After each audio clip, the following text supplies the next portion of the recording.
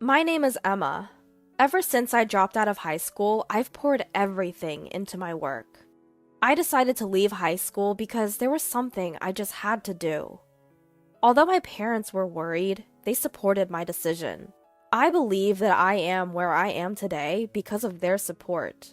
Recently, my parents, to whom I am deeply grateful, told me that they are considering letting go of our family home. This home is a single-family house that was handed down from my grandparents. It has been renovated over the years, but as it has been used for many years, it has started to show signs of wear and tear. With my parents getting older, they are considering moving to a barrier-free apartment and demolishing the family home. Indeed, I realized that our old home was indeed old, and so I proposed to my parents that we live together. I may get married eventually, so we might not be able to live together for long. However, I wanted to give back to my parents who had supported me without denying the decisions I made when I was young. So my parents and I moved into a new apartment. We now have more rooms than we did in our old house, and since we live on a high floor, my parents are delighted, saying, "The view is great, and we even have a hobby room." Then one day, while I was living peacefully with my parents, I got a call from my younger sister, Jane. Jane and I have not been on good terms for a long time. That's because she feels ashamed of me. When I decided to drop out of high school, Jane was furious.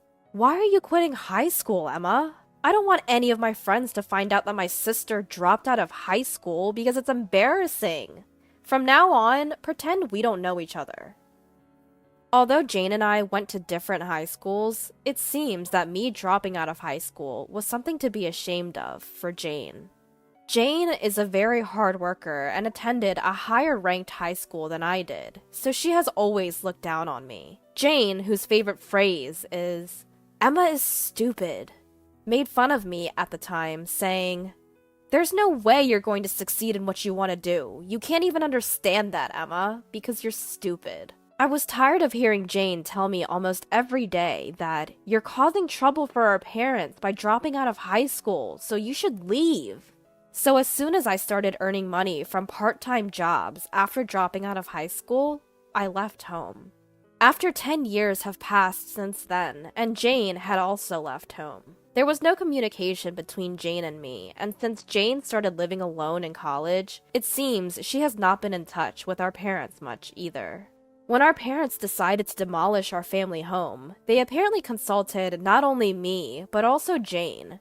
However, Jane just said, "I don't care about that old house. Do whatever you want." My parents were racking their brains, wondering, why did Jane turn out like that? So when they got a call from Jane, they were surprised. According to Mother, who answered the phone, it seems that Jane got married without telling our parents anything. "So you've decided to live in a condo, right? We'll come visit with your husband sometime. Show us around." With these words, it was revealed that Jane was married. My parents, who had no clue, seemed quite surprised, but Jane herself casually shrugged it off, saying, "Didn't I mention it?" It was also revealed that Jane wasn't planning on having a wedding ceremony, which felt quite off. Jane was a girly girl who, since her childhood, had always dreamt of being a princess. She had even talked in detail about the kind of dress she wanted to wear at her wedding. It was quite strange that someone like her would get married without having a wedding ceremony. I wondered if her husband didn't have much money, but according to Jane, her husband worked at the same company as her. The company where Jane works is a well-known corporation, recognized by everyone nationwide. If he was working at such a company, he should have enough money, which made it even more mysterious. Finally, the day came when Jane visited her parents' house. Wow, such a large and clean room. The view was amazing. "Excuse our intrusion." Jane's husband, left standing, greeted as Jane, without any hesitation, began to explore each room, even though it was her childhood home. Jane's husband is named Scott. He is a fresh-faced man with an expensive-looking watch on his wrist. What was strange was that, despite his very proper appearance, he didn't meet our eyes at all. After introducing himself to the parents, Scott was exploring the rooms without any restraint, just like Jane. Your parents are amazing. The station is close, and there's a shopping mall just around the corner. You moved to a great place. Yeah, all thanks to Emma. When my mother smiled at me, I humbly replied, "It wasn't a big deal." To which Jane made a deliberately mean face, saying, "Really? You have an older sister? I didn't notice. I never thought that such a beautiful and expensive-looking room would have an older sister living here." Huh? Jane, Emma is not freeloading. My father was about to explain, but Jane ignored him. Pointing at me, she beckoned Scott over. Hey, Scott. Do you believe this ugly woman is my sister? This is Jane's sister you've been talking about? I didn't realize because you two look nothing alike.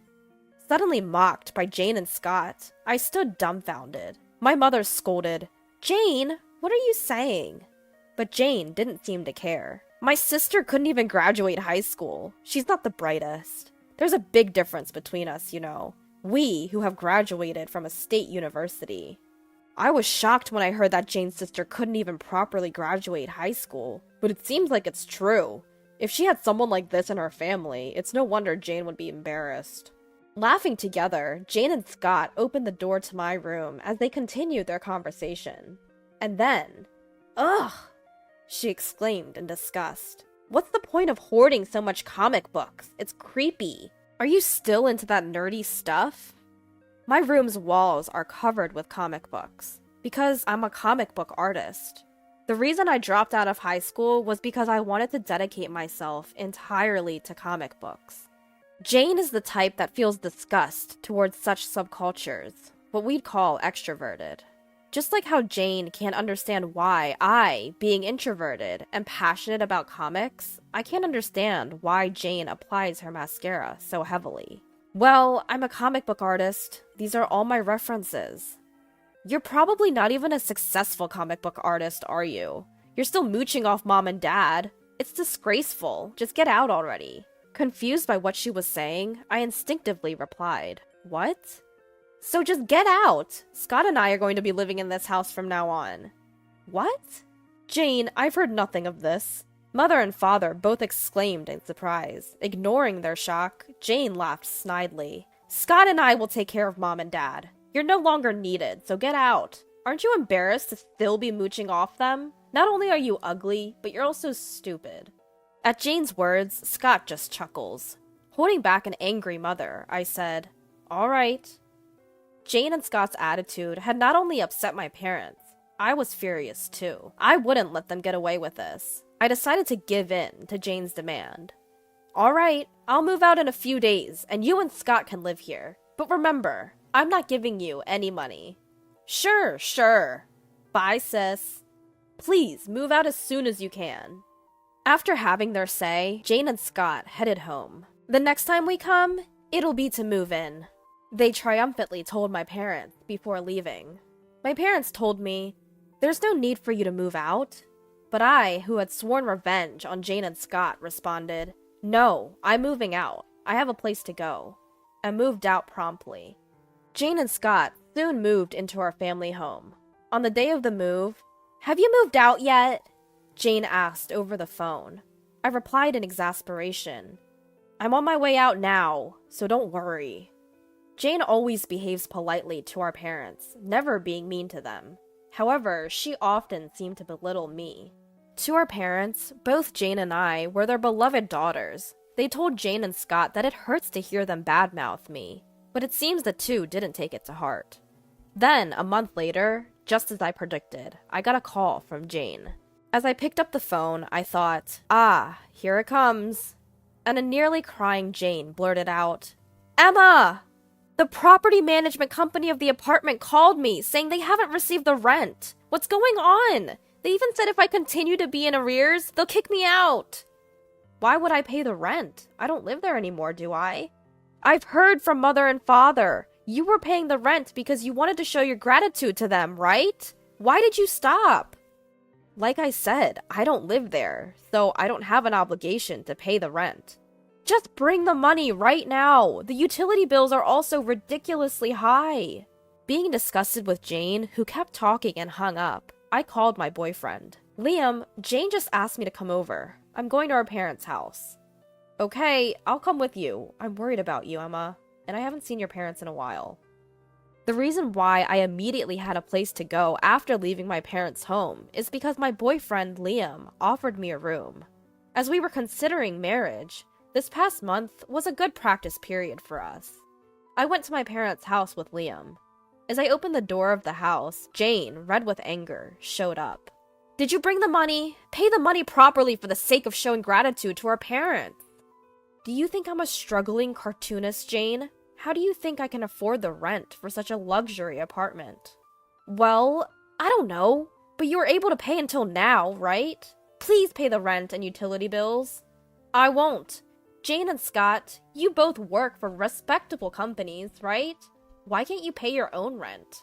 At my question, Jane was at a loss for words. I noticed that Jane might not have the money. Jane was dressed in branded clothing from head to toe, and I noticed a luxury-looking watch on Scott's arm, who was also decked out in branded items. Isn't it that Jane and Scott can't pay the rent? Not that they won't? You said you wanted to take care of Mother and Father, but I heard you've left all the housework to Mother. Aren't you and Scott just living off Mother and Father? Jane, who was struck at the heart, bit her lip. Scott, who was not looking at me, but only at Liam, raised his trembling voice. Why is Liam here? Huh? Liam? Scott seemed startled, while Jane appeared nonplussed. Liam, who had been watching the sisters quarrel with a troubled look, then introduced himself with a smile. Ah, hello there. I see you already knew. I'm dating Emma with the intention of marrying her. What? Emma and Liam are dating? What the hell? Who is this Liam guy? Scott, seemingly agitated, addressed Jane, who seemed not to be following the conversation. Don't you know? He's a voice actor from an anime that caused a societal buzz. You've seen him on TV and all. What? Why is my sister dating such a guy? It's because Emma is the one who drew the original story for that socially influential anime. When Liam gently explained about me, Jane's face was a picture of shock. Actually, I had a series in a boys' magazine, and that comic had become so popular, it was considered a societal phenomenon.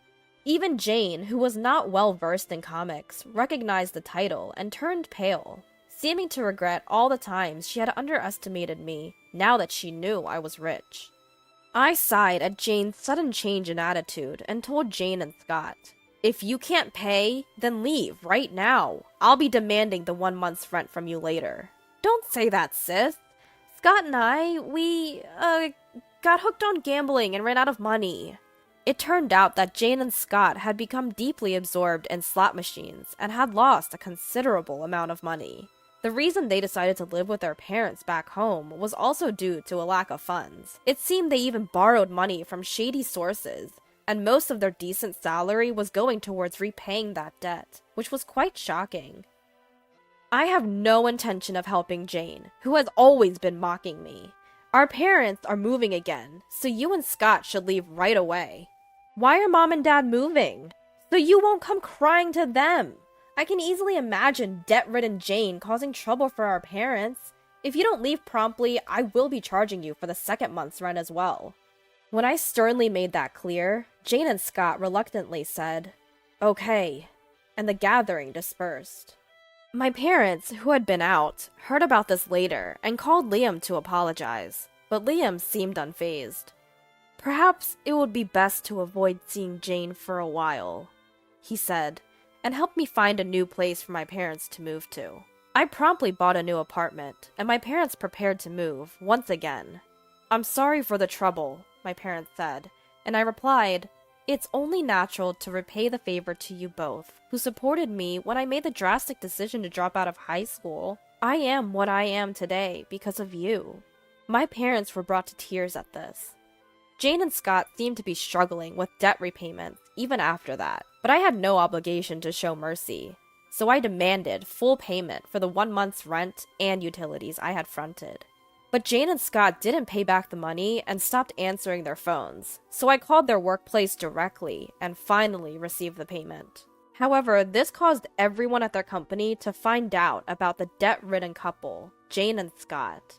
Apparently, they can't quit their jobs because they need the money, and they continued to work, feeling quite uncomfortable.